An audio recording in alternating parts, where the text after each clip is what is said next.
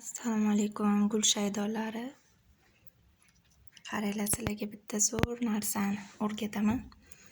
Sentyabr oyida bitta shoxta gul oluvdim.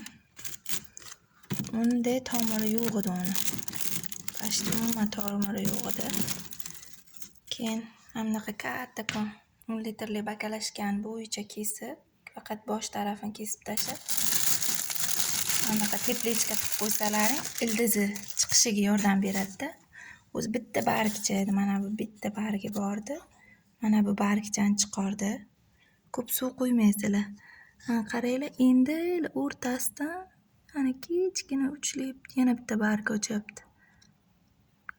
Uni tuprog'iga nimalar solish kerak?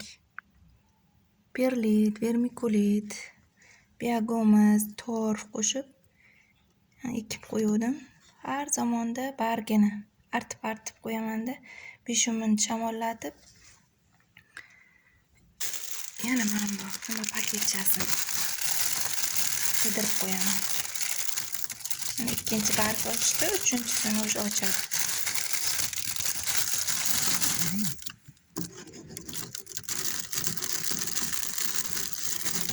Lekin tuproq tayyorlab ko'rsataman sizlarga. Keyin mana bu zamyakolkasi gulim. Zamyakolkasi manaki. Men bananli suv berganimga mana kichkinagina nima chiqaribdi.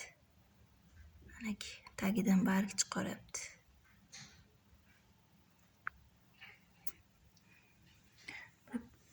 Kattakon. Mana bunisi bunaqa zenzi degan. Barglari qalin. Shunaqa sort. Yaqinda ko'rsanaman. Shuni ham shoxchalaridan kesib tagiga qo'yib qo'ydim. Tuprog'in tagiga o'zi nima qilibdi? Nimasi chiqaryapti, hozir ko'rsataman sizlarga.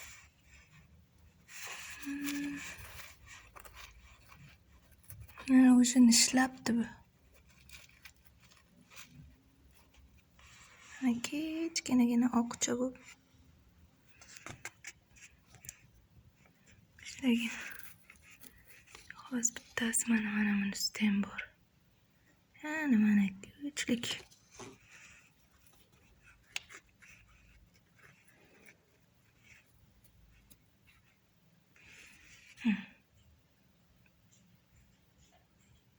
Kichkinagina.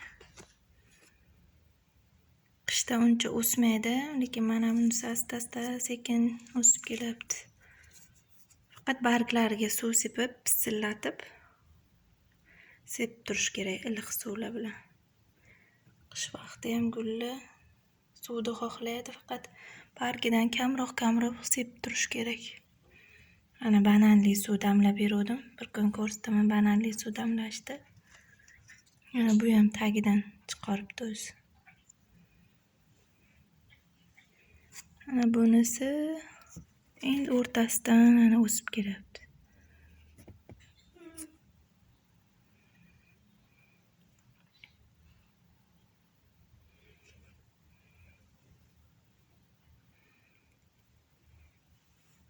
Shu yangi kelgan gullarni, yangi ekkanlaringda stressga tushmasligi uchun ham mana shunaqa teplechka qilib qo'ysalaring, tezroq o'ziga kelib qoladi.